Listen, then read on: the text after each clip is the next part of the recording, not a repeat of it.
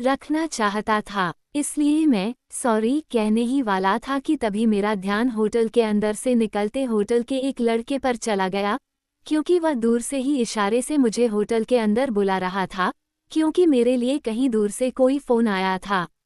मैंने फ़ौरन अपना कोट पहना जिसके अंदर की जेब में मेरा पिस्तौल पड़ा हुआ था और लो से कहा कि मैं अभी 1 मिनट में वापस आता हूँ। वो अपने रैकेट से गेंद उठा रही थी, ऐसा करना मैंने ही उसे सिखाया था। वो मुझे देखकर मुस्कराई और मैं उसे देखकर मुस्कराता हुआ अंदर चला गया। लड़के के पीछे पीछे होटल में जाते वक्त मेरे दिल पर एक बोझ था। मेरे दिल की कुछ अजीब सी कैफियत थी जिसे शब्दों में बयान नहीं किया जा सकता, क्योंकि इस वक्त लोलिता अजनबियों के पास थी। मुझे डर लग रहा था कि वो महफूज नहीं है, लेकिन क्या फर्क पड़ता है। मैं लड़ूंगा, हाँ मैं जरूर लड़ूंगा। आसानी से उसे किसी के हवाले कर देने के बजाय मैं सब कुछ बर्बाद करके रख दूंगा। मेरे काउंटर तक पहुंचने में जितनी देर लगी तब तक फ़ोन कट चुका था या काटा जा चुका था, लेकिन वहां मुझे लंबी सी नाक वाले भले से आदमी ने, हालांकि मुझे पूरा यकीन था कि वह सचमुच एक भला आदमी नहीं है, मेरे हाथ में एक पैगाम पकड़ा दिया जिस पर लिखा था, मिस्टर हम्बर्ट, बर्ड्सले स्कूल की हेड का फ़ोन था। फ़ौरन 28,282 पर फ़ोन कीजिए, बहुत ज़रूरी बात है। मैं फ़ौरन एक टेलीफोन बूथ में गया और करीब 20 मिनट तक बर्ड्सले में जगह जगह फ़ोन मिलाता रहा। जो फ़ोन नंबर 28,282 मुझे दिया गया था, बाद में मुझे पता चला कि बर्ड्सले में यह नंबर है ही नहीं। बर्ड्सले स्कूल की हेड मिस्ट्रेस प्राट इंग्लैंड जाने की तैयारी में थी और स्कूल से मुझे फ़ोन नहीं किया गया था। स्कूल से मुझे फ़ोन किया भी नहीं जा सकता था, क्योंकि यह बात तो कोई जानता ही नहीं था कि उस दिन मैं कोलोराडो के चैंपियन होटल में ठहरा हुआ था। लंबी नाक वाले से कहकर मैंने एक्सचेंज से पता कराया कि फ़ोन कहाँ से आया था। पता चला कि लोकल कॉल थी। मैंने उसका शुक्रिया अदा किया। परेशानी और गुस्से के आलम में मैंने बार में जाकर एक बड़ी सी ड्रिंक ली और उसके बाद टेनिस के कोर्ट की तरफ वापस चल दिया। ऊपर से ही मेरी नज़र टेनिस कोर्ट पर पड़ी। ये कोर्ट इतनी ऊंचाई से किसी स्कूली बच्चे की स्लेट की तरह दिखाई दे रहा था। कोर्ट पर डबल्स गेम चल रहा था। एक तरफ मीड और फे थे, दूसरी तरफ लो और बड़ी सी खोपड़ी व भूरी पैंट वाला एक आदमी जो बार बार हंसी हंसी में हीलो के नितंब पर अपना रैकेट मार रहा था। उसने नीचे से ही मुझे देखा और अपना बल्कि मेरा रैकेट फेंककर वह चढ़ाई वाले रास्ते पर खड़ी अपनी ग्रे रंग की कार की तरफ भाग खड़ा हुआ। अगले ही लम्हे वह और उसकी ग्रे कार वहां से जा चुके थे। जब तक मैं नीचे पहुंचा, बाकी तीनों लोग गेंदों में से कुछ छांट रहे थे। मिस्टर मीड, वह आदमी कौन था? मीड और फे दोनों ने अपना सिर हिलाकर बताया कि वे उसे नहीं जानते। मेरे रैकेट का हैंडल अभी तक गर्म था, जिससे मुझे नफरत सी हो रही थी। होटल में पहुंचने से पहले मेरा इरादा था कि मैं लोको पास वाली झाड़ियों में ले जाकर रो रो कर उससे पूछूंगा कि वह आदमी कौन था।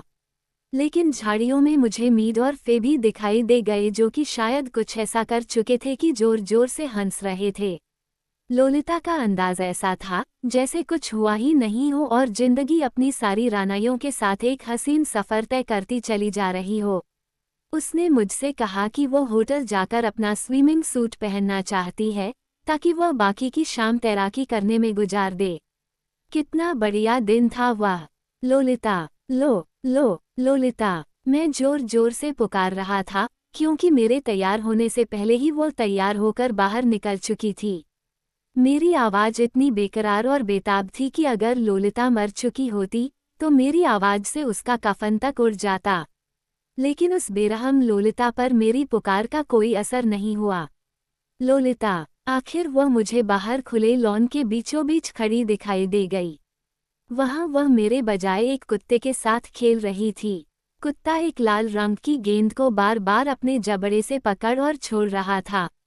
मैं सिर्फ ये देखना चाहता था कि वह कहाँ है। हालांकि उस वक्त मेरे दिमाग की जो हालत थी, उसमें मैं किसी सूरत में तैराकी का मजा नहीं ले सकता था। बहरहाल मैंने आवाज़ें लगाना बंद कर दी, क्योंकि अब वो मुझे दिखाई दे चुकी थी। लेकिन अचानक मैं चौंक पड़ा। ट्रैप की लाल कार जैसे रंग की पैंटी और ब्रा पहने लोलिता इस वक्त कुछ ज्यादा ही खुश दिखाई दे रही थी। वो खुशी में पागल सी हो रही थी। यहाँ तक कि कुत्ता भी उसके जोशीले अंदाज की वजह से हैरत में पड़ा दिखाई दे रहा था।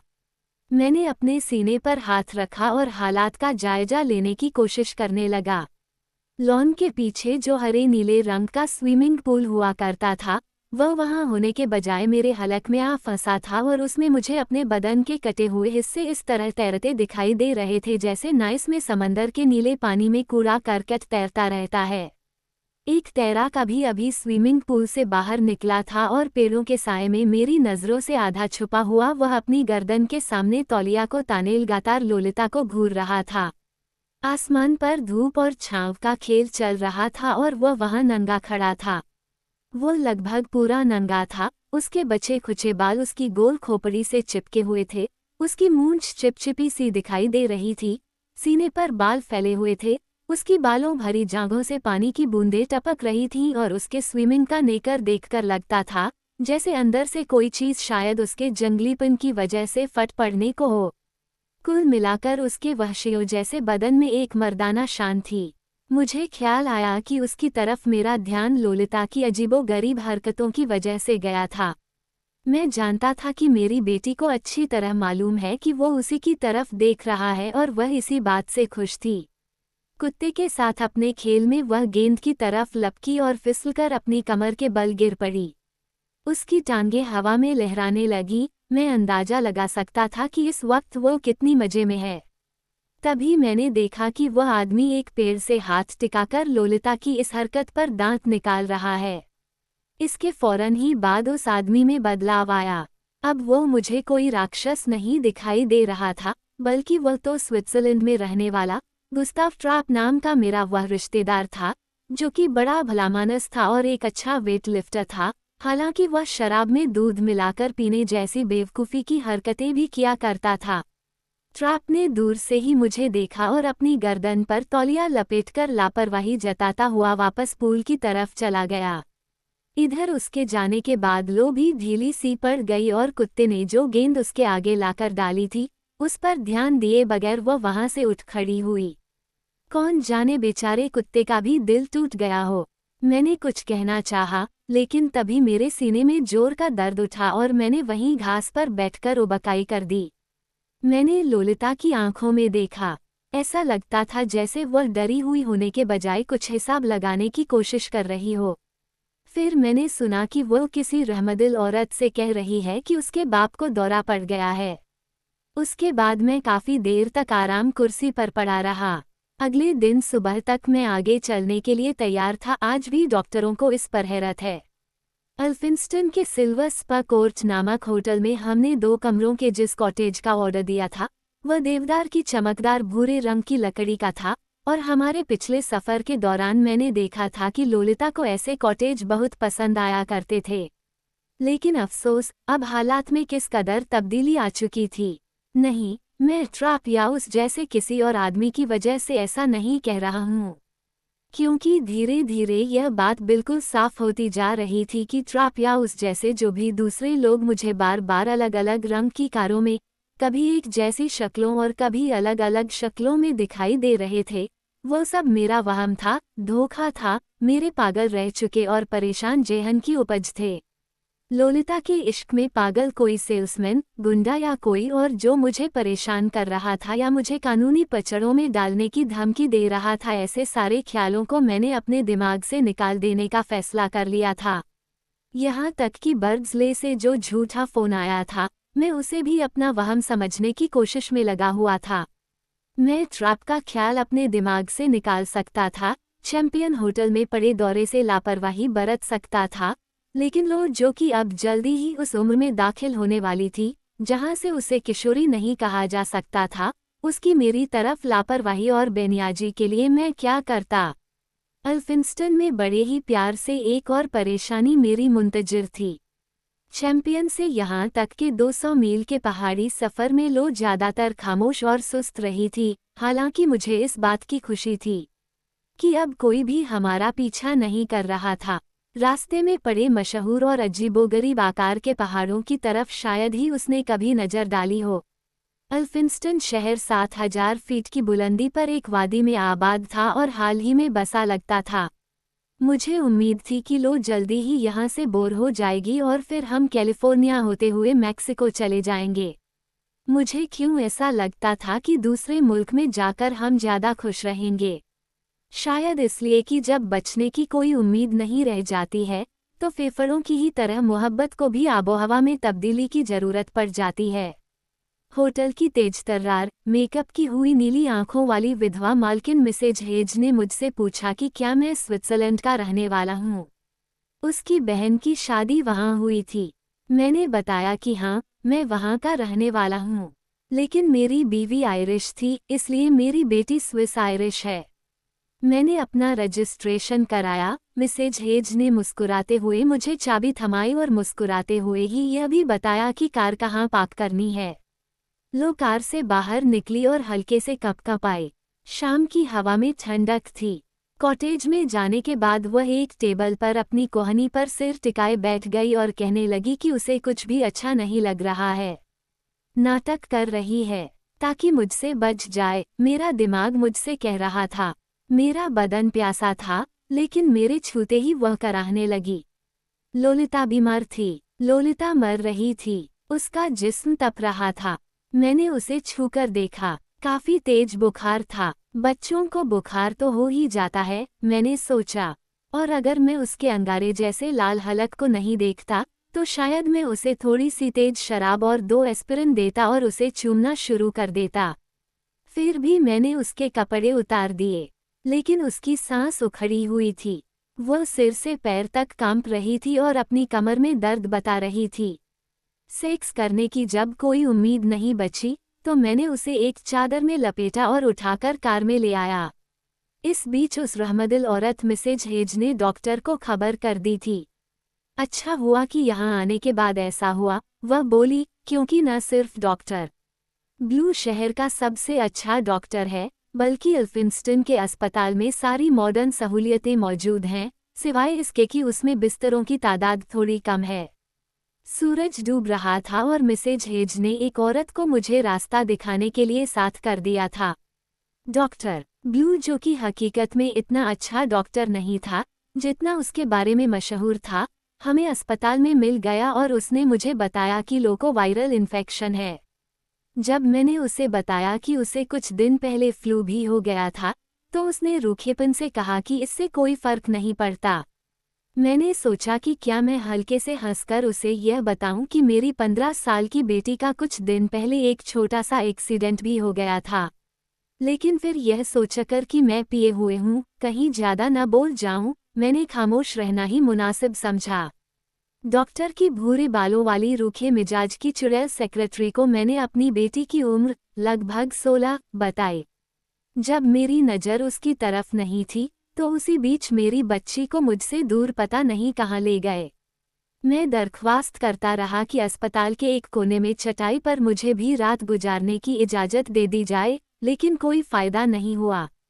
मैं इधर उधर दौड़ता, अस्पताल की सीढ़ियों पर चढ़ता उतरता उसे तलाश करता रहा, ताकि उससे कम से कम इतना ही कह दूं कि अपनी बेहोशी के आलम में कहीं वह हमारे ताल्लुकात के बारे में कुछ न बड़बड़ा दे।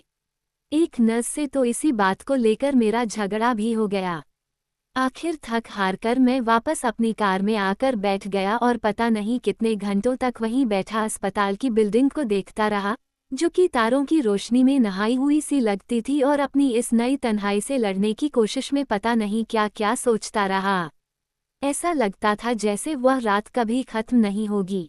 उकताकर मैं वापस होटल चला आया। बूढ़ी औरत जो मेरे साथ अस्पताल तक आई थी, कब की जा चुकी थी और मुझे रास्ते में भटक जाने का अंदेशा था। चौड़ी चौड़ी रेतीली सड़कें एक दूसरे को काटती गुजर रही थीं। मुझे एक स्कूल के खेल के मैदान पर पास के जेलखाने का साया पड़ता नजर आया। दूसरी तरफ वहां के लोकल लोगों का कोई मंदिर था। आखिरकार मुझे रास्ता भी मिल गया और उसके बाद होटल भी, जहां नो वैकेंसी के बोर्ड के इर्द गिर्द लाखों कीड़े मंडरा रहे थे। रात के 3 बजे मैं अपनी उदासी और थकान को दूर करने के लिए नहाया और फिर उसके लिए बिस्तर पर जाकर लेट गया, जिससे उसके गुलाब जैसे बदन की भीनी भीनी महक उठ रही थी। मैं इस बात को पचा नहीं पा रहा था कि 2 साल में आज पहली बार मैं अपनी लोलिता से जुदा हूँ।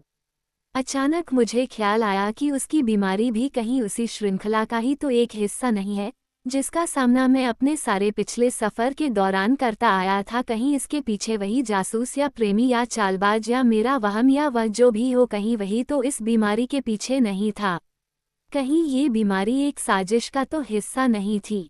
ये सोचते ही मैं दिन की रोशनी होने से पहले ही बगैर नाश्ता किए, बगैर सुबह के जरूरी काम निपटाए, बड़ी बेताबी और बेचैनी के आलम में वापस अस्पताल पहुंच चुका था।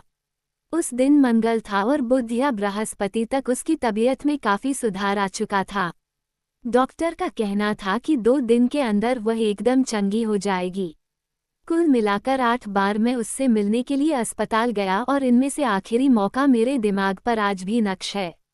उस वक्त तक मुझे भी इन्फेक्शन हो चुका था और उस बीमारी में अस्पताल तक जाना अपने आप में एक बड़ा कारनामा था।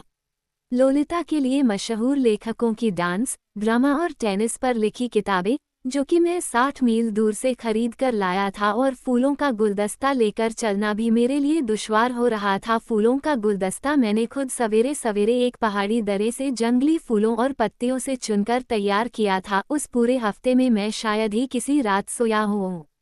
बहरहाल, जब मैं लड़खड़ाता हुआ सा अपनी लो के $13 रोजाना के कमरे की तरफ बढ़ रहा था, तो वहां से उसकी वह नस जो पता नहीं क्यों मुझसे खार खाने लगी थी, नाश्ते के खाली बर्तनों की ट्रे लेकर निकली। मुझे देखते ही ट्रे को बाहर रखकर वह तेजी से वापस कमरे में चली गई, शायद लो को ये बताने के लिए कि उसका खड़ूस बाप फिर से आ रहा है। मेरी नज़र ट्रे की तरफ गई तो उसमें एक लिफाफा रखा हुआ था जो कि अब तक किनारे से फाड़ा जा चुका था, लेकिन उस पर कोई पता नहीं लिखा था। मैंने उसके बारे में नज़ मेरी लो से पूछा तो उसने लिफाफे को देखा और बोली, इसे छूना मत, आपकी उंगलियां जल जाएंगी। ऐसी बात का जवाब देना मेरी शान के खिलाफ था। मैंने बस इतना कहा, तुम्हारे किसी दोस्त का लव लेटर तो नहीं है ये? और फिर मैं लोलिता के कमरे में आ गया। कैसी हो मेरी जान? लोलिता, मेरी लो ने कहा, जो कि फिर से कमरे में घुस आई थी, और वह चुड़ैल बार बार मेरी नज़रों में खटक रही थी। हालांकि मैं उसे देखकर यह भी सोच रहा था कि यह नसें कितनी तेजी से अपने काम निपटाती हैं। लोलिता, तुम्हारे पापा सोचते हैं कि मेरा कोई दोस्त तुम्हें चिट्ठियां लिखता है। इतना कहकर वह कमरे से बाहर चली गई। लोलिता, जो कि अब फिर से अपनी ताजगी और गुलाबी रंगत वापस पा चुकी थी, उसके होठों पर लिपस्टिक लगी थी, बालों में कंघी की हुई थी, नंगे बाजू उसके साफ सुथरे बिस्तर पर फैले हुए थे, वहां लेटी मुझे देखकर मुस्कुरा रही थी। पास में ही एक मेज पर पड़ी एक नैपकिन और पेंसिल के साथ ही उसकी हीरे की अंगूठी सूरज की रोशनी में चमचमा रही थी। कितने भद्दे मैयत जैसे फूल हैं, वह बोली। खैर शुक्रिया। थोड़ी ही देर में नज़ फिर से वापस आई और लो के लिए अखबार लेकर आई।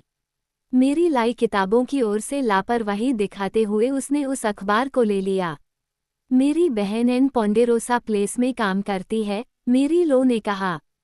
शायद वो मुझे लिफाफे पोंडेरोसा लॉज के डिज़ाइन के बारे में बताना चाहती थी। मुझे लगा लोलिता और मेरी लो और शायद कोई और भी मिलकर मेरे खिलाफ एक साजिश कर रही थी। लो ने शायद मेरी लो से कह रखा था कि वह मेरे साथ रहने के बजाय उसके अंकल के साथ रहना चाहती है, क्योंकि मैं उसके और उसके प्यार के बीच आ रहा हूँ। मेरे गले में अब तकलीफ होने लगी और मैं थूक निगलता हुआ खिड़की के पास खड़ा होकर सामने की रोमांटिक पहाड़ियों और मुस्कुराते साजिश करते आसमान की तरफ देखने लगा।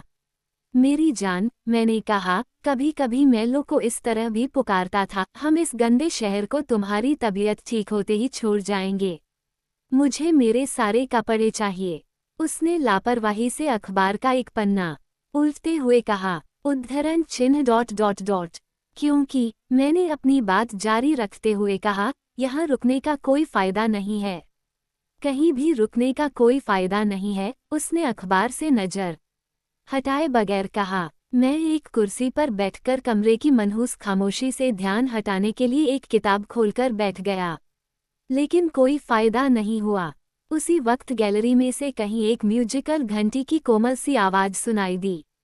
मुझे नहीं लगता कि उस दिखावटी अस्पताल में 1 दर्जन से ज्यादा मरीज होंगे, और उनमें से भी, जैसा कि मुझे लोलिता ने बताया था, 3 या 4 पागल थे। वहाँ के स्टाफ के पास करने को ज़्यादा कुछ काम नहीं था, लेकिन फिर भी दिखावे के लिए ही यहाँ के नियम बड़े सख्त थे। ये बात भी सच है कि मैं हमेशा गलत वक्त पे ही वहाँ जाया करता था।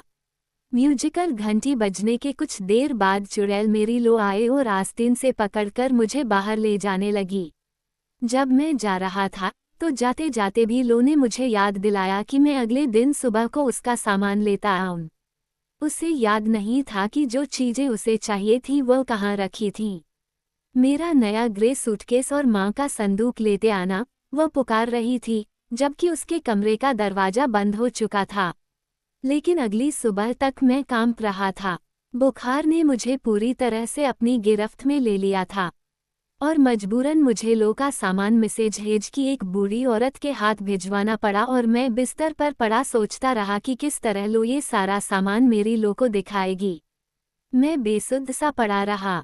अगले दिन भी मेरी हालत में कोई खास फर्क नहीं आया।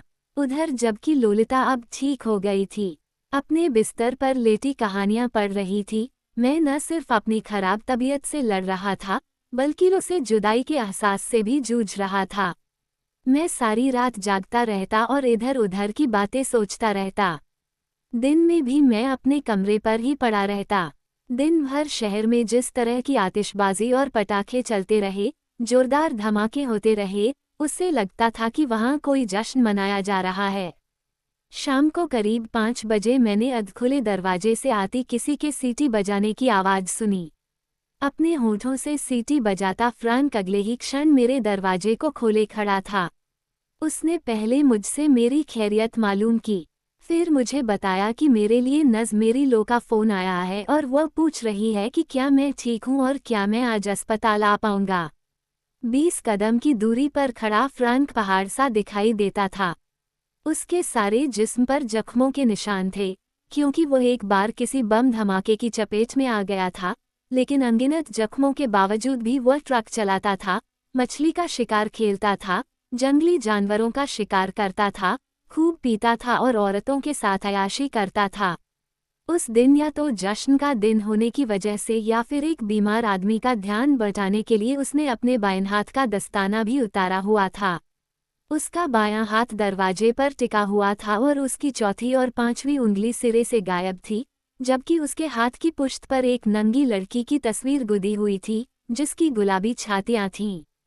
उसके हाथ की 2 उंगलियों को कलाकार ने लड़की की टांगें बना दिया था, जबकि उसका मुकुट पहना सिर उसकी कलाई पर गुदा हुआ था। मैंने उससे कहा कि वो मेरी लो से कह दे कि मैं आज देर भर अपने बिस्तर पर ही रहूंगा और अगर मेरी तबीयत ठीक रही तो कल किसी वक्त मैं अपनी बेटी से मिलने आऊंगा। उसने मेरी नज़रों का रुख आने हाथ की तरफ देखा और ओके ओके गाता हुआ मेरा संदेश फ़ोन तक ले गया, जबकि मैं अपने कमरे में पड़ा शराब पीता रहा।